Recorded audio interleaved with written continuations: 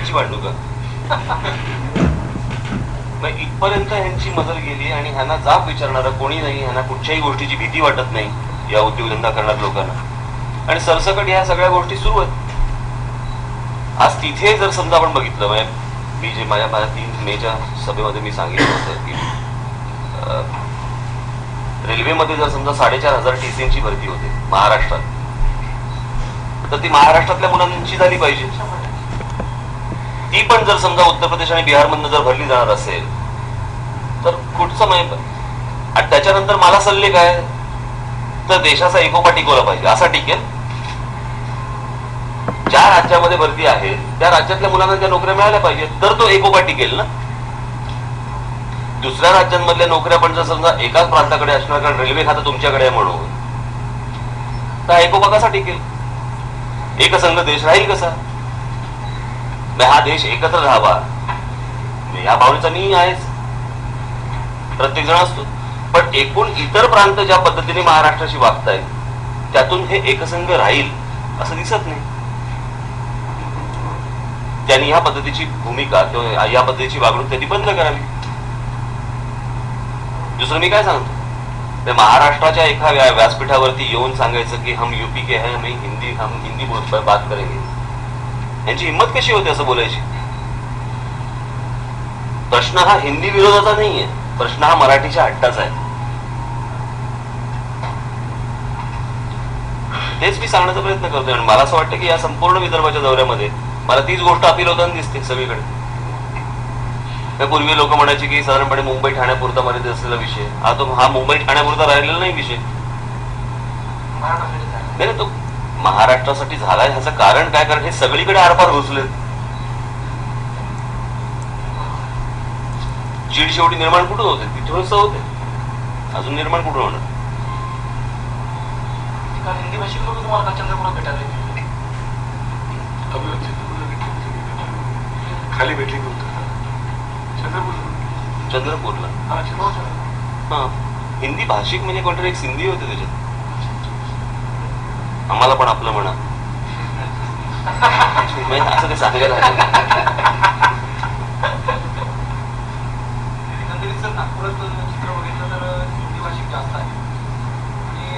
हिंदी भाषिक जास्ती नाहीये, मराठी सगळेजण हिंदीत बोलतात. हा एक त्याचा तो प्रभाव आहे, कमी करता येईल किंवा त्यात. हे बघा, मला फक्त एवढंच म्हणायचं या सगळ्या विषयामध्ये, शेवटी आपली आयडेंटिटी काय, आपलं स्वतःचं एक कॅरेक्टर असतं ना. एक प्रत्येक स्टेटचं कॅरेक्टर असतं. जसं एक गुजरातचं आहे, तामिळनाडूचं आहे, आंध्र प्रदेशचं आहे, कर्नाटकाचं आहे, केरळाचं आहे, त्यांचं एक स्वतःचं आपलं एक कॅरेक्टर आहे ना. तसं एक महाराष्ट्राचं एक कॅरेक्टर आहे. समजा तुम्ही आपली इथली जर समजा कोणी लोक जर उद्या कुठच्या बाहेरच्या राज्यामध्ये गेली आणि त्यांना विचारलं तुम्ही कुठले, तर आम्ही महाराष्ट्राचे, वाटत नाही महाराष्ट्राचे, असंच होणार ना प्रश्न. मी ते परत तेच सांगतोय की हा हिंदीचा विरोधाचा भाग नाही, पण हा मराठीच्या हट्टाचा विषय. हजारो वर्ष संस्कार केलेली एक भाषा आहे. ती भाषा आपल्याला दिलेली आहे. रोजच्या बोलीतली एखादी भाषा असू शकते. इतक्या संतांनी आणि इतक्या लोकांनी या विदर्भामध्येच ही भाषा रुजवली, वाढवली, मोठी केली. भाषण करताना फक्त संत आठवणार आणि एरवी मराठीचं काही नाही. हे आपणच वाढवायला पाहिजे, आपणच मोठं केलं पाहिजे.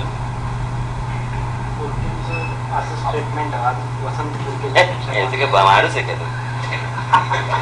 असं म्हणतात की शहरी भागामध्ये इंग्रजीचा ओढा जास्त आहे, ग्रामीण भागाने त्यांना म्हणा पहिलं शिक्षण खात्यात लक्ष घाला. उगाच नको त्या गोष्टीत भांगीड पडू नका. दरवर्षी आपलं ऍडमिशन आल्या की गोंधळ. आपल्याला असं वाटतं की बाई याच्यासाठी रिस्पॉन्सिबल महाराष्ट्र माणूसच आहे. मराठीची अस्मितेला टिकवून ठेवण्यामध्ये मला असं वाटतं मराठी माणसापेक्षा मराठी राज्य करते. मराठी राज्य करतेस ना शेवटी. ही गोष्ट ठासायची कोणी. आज ज्या वेळेला हा मी मुद्दा ज्यावेळेला उपस्थित केल्यानंतर सगळ्यांच्या कसं लक्ष झालं, सेन्सिटायझेशन नाही झालं जे व्हायला पाहिजे होतं. म्हणजे आज साधी गोष्ट आहे, दुकानांच्या महाराष्ट्रामधल्या जर पाट्या मराठीत जर होत नसतील आणि इथे जर प्रश्न विचारले जाणार असतील, उपयोग काय त्याचा? एम्प्लॉयमेंट असतं. तिथे जर का एखादा व्यक्ती हा दुसऱ्या स्टेटचा असेल तर की तो स्वतः त्या स्टेटचे लोक इथे आणतो. अहो मी तुम्हाला तेच सांगतोय की कायद्याची अंमलबजावणी, मी जे आतापर्यंत जे बोलतोय ही फक्त कायद्याची अंमलबजावणी आहे.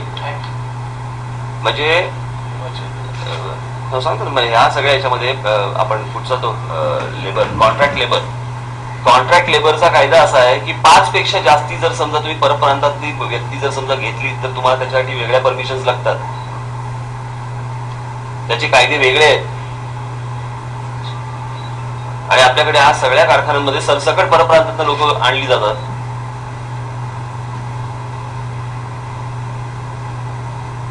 ह्याला काही लॉजिकच नाही ना.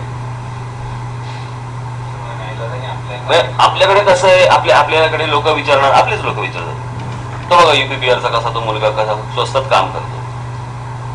आमचे जे शिरीष पारकर त्यांचा त्याच्यावरती अभ्यास आहे. मिनिमम वेजेस ऍक्ट नावाची जी गोष्ट आहे त्यालाच तुम्ही हरताळ घालताय, त्याचीच वाट लावताय तुम्ही.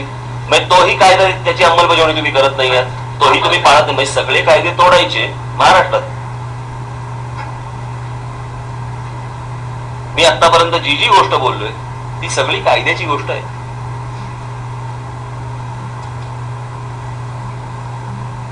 थोडक्यात आपली झोपणं मग तेच सरकारच ना शेवटी कठोर कोणाला व्हायला पाहिजे. विलासराव देशमुख म्हणतात समांतर सरकार चालू देणार नाही. अरे मग तुम्ही सरकार नीट चालवा ना. समांतरची गरजच नाही. आम्हाला ही गोष्ट का करावी लागते, आम्हाला ही गोष्ट का सांगावी लागते. आवश्यकता नसती ना त्या गोष्टीची.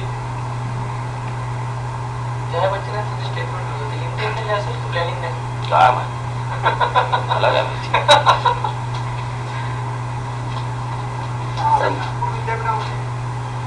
एवढे महत्वाचे आहे सगळे हिंदी भाषिक त्याच्यामध्ये टीका भूमिका. मी भूमिका घेतल्यावर टीका नाही करायची. मग हा जोडतो मारतो फोडतो वगैरे करायचं नाही. मग तुम्ही पण उठलं पाहिजे ना, तुम्ही या गोष्टींचा विचार केला पाहिजे. प्रश्न असा आहे, मी एका राजकीय पक्षाचा कोणीतरी नेता किंवा तुम्ही एका वर्तमानपत्रामध्ये आज तुम्ही जे काही काम करताय ह्याच्या पलीकडे आपण महाराष्ट्राचे नागरिक म्हणून काही विचार करणार की नाही करणार. म्हणून मी त्या दिवशी जेव्हा हे जया बच्चनांचं सगळं प्रकरण झालं, मी आणि ज्यावेळेस सांगितलं, ज्यावेळेला त्यांनी माफी मागितली वगैरे सगळं सोडा. पण हे झाल्यानंतर मी काय सांगितलं की हा मराठी माणसाचा एकजुटीचा विजय. मी ते मला नाही लावून घेतलं, ही गोष्ट मी मला लावून नाही, माझ्या पक्षाला लावून नाही घेतली. जरीही मी करायला लावली असली तरी पण या ह्याच्यातनं सगळे एकत्र आले. ही तर गोष्ट घडली.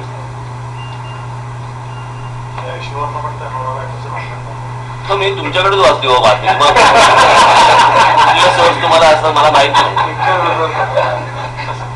कुठले सोर्स असं माहिती नाही. त्याच्या अभिजितनं म्हणून फोन केला होता. कुठून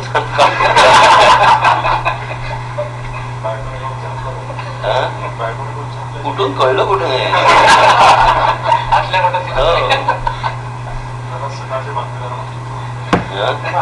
मराठी माणसांसाठी काय अजेंडा म्हणजे तुमचा काय?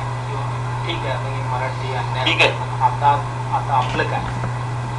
आपलं काय म्हणजे आता काय संन्यास घेऊन निघणार होता. बरोबर आहे. आता काय म्हणजे चालूच राहणार नाही या गोष्टी.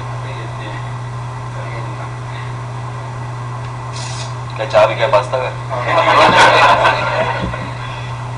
मराठी बद्दलचा एक आग्रह किंवा म्हणजे दुराग्रहापर्यंत तो जातो असं एक प्रोजेक्ट करताय महाराष्ट्रातील बाहेरच्या राज्यांमध्ये त्यांनी तिथे त्यांच्याप्रमाणे राहावं. त्या राज्याची जी संस्कृती असेल, त्या राज्याची जी भाषा असेल त्याप्रमाणे त्यांनी तिकडे जगावं. म्हणजे त्या सगळ्या बाहेरच्या राज्यात गेलेल्या मुठभर लोकांसाठी म्हणून मी 12 कोटीच्या महाराष्ट्राची अशी गोष्ट हेळसांड करू का? त्याला काहीच अर्थ नाही ना. त्या बाहेरच्या राज्यामध्ये जी लोक आहेत त्यांनी त्या संस्कृतीप्रमाणे ती भाषा वापरून आणि तसे राहतातच आहेत. आपले मराठी लोक तशाच पद्धतीने राहत आहेत. आज बडोद्यामध्ये पण तशीच लोक राहत आहेत. माझेही काही अनेक लोक ओळखीचे आहेत. तिथे ते गुजरातीच बोलतात. ते adopt केलं culture. सगळं सगळं तेच केलं त्यांनी. तर याच्यासाठी ऑस्ट्रेलियन प्राईम मिनिस्टरचं ते स्पीच होतं त्यांनी जे टेररिस्ट विवाद पाहिलं आपण पाहिलं असेल ते खूपच छान की त्याने काही तुम्हाला काही बोलावलं नाही की बाहेरचे जे काही non Hindus so you have to live here like what I say as a prime minister of Australia 100%. आणि if you don't want to live then you are study.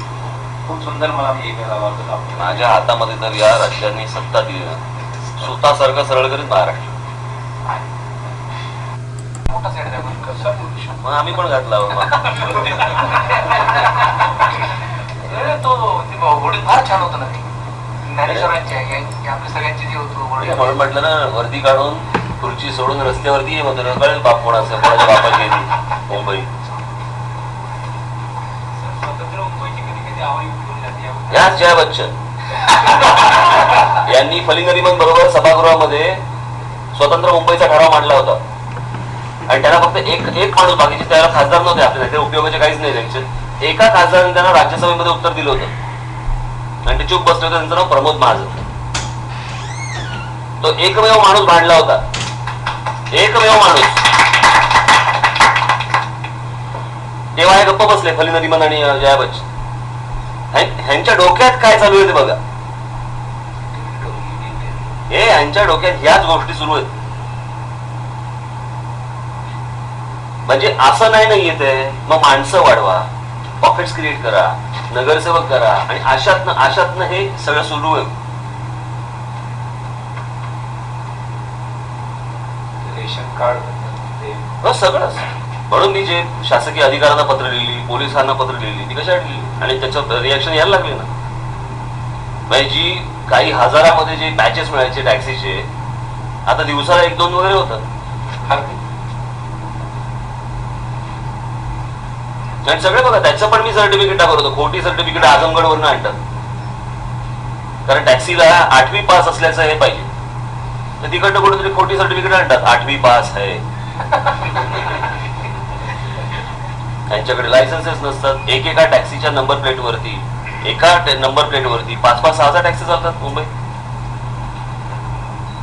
एका परमिट वरती टॅक्सीच्या परमिट वरती 15-20 माणसं काम करतात. अहो याच्यानंतर बॉम्ब फुटले तर कोणाला दोषी धरणार तुम्ही. काही सिक्युरिटी नाही कसली कायदा आणि सुव्यवस्था. ते आपल्या आम्हाला विचारलं की आपल्या असं असं करत करत काहीतरी सांगत असतात ते आपले काही नाही पुढे कायदा आणि सुव्यवस्था करत कायदा आणि सुव्यवस्था अशी कायदा आणि सुव्यवस्था बघतात का. वेगळ्या विदर्भाबद्दल आपलं मत काय. दुसरं असं वेगळ्या विदर्भ व्हावा म्हणून विधान भवनाचं ज्या इमारती आहे त्याचं नूतनीकरण सुरू आहे असं काही राजकीय नेत्या. मुळात पहिल्यांदा काही आवश्यकता नाही या गोष्टींची. काही गरज नाही आहे बरं का. महाराष्ट्र तोडायची काही आवश्यकता नाही. काही राजकीय लोकांनी ह्या गोष्टी केल्या म्हणून त्याचा सूड महाराष्ट्रावर घेण्यात काही अर्थ नाही ना. कळलं नाही. आता पण जे काही ती पॅकेजेस जे काही आले साखरपुडे चालू आहेत ना याने काहीही होणार नाही. याने काहीही प्रश्न सुटणार नाही. ही धुळफेकच आहे. या सगळ्या ह्याच्यामध्ये लोकांनी नीट बघितलं पाहिजे ठरवलं पाहिजे याच्यामध्ये कोण माणसं आतापर्यंत मूर्ख बनवत आलेत ते. मी कालच्या माझ्या सभेमध्ये पण बोललो तुम्ही जर जागृत नसाल तर राज ठाकरे आगे बढो हम तुम्हाला साथे नाही फरक काय पडतो. बरं मी ओरडून जात नाही मलाही काही वाटत नाही. मलाही कुठे गुदगुल्या वगैरे होत नाही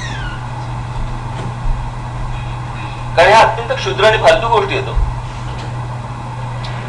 ह्याच्यातनं जर समजा प्रॉडक्टिव्ह जर काही येणार नसेल काय 60 वर्ष चालू असून पुढची वर्ष चालू जाणार.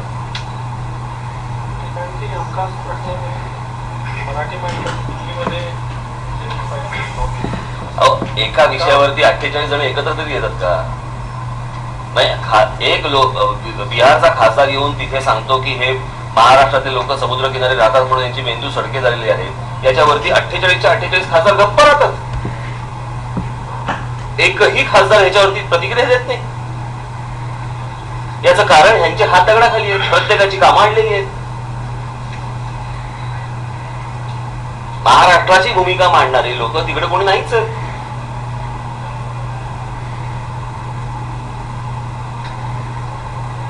दुर्दैव. मनसेची आंदोलन मुंबई, पुणे आणि नाशिक पण जास्त झाली. नागपूर आणि विदर्भात त्या मानाने तेवढे आंदोलन झाले नाही. तर इथल्या लोकांचं या मुद्द्याला समर्थन नाही की तुम्ही इथं कमी पडला, काय वाटतं? विचारा ना तिकडे, हे तुमच्या समोर बसलेत ना सगळं. नाही असं काही नाही का? नागपुरात झालं नाही काही? तेवढी त्या तुलनेत काही त्या तुलनेत आणि इथे करू का? तर बोलू नका मला. आता गावागावात माझे बघितलं त्यांचं नाव काही शांत राहावं लागेल. त्यांचं नाव आणि पत्ता लिहून घ्या. जेव्हा होईल त्याला ह्यांच्यामुळे झालं म्हणून सांगितलं.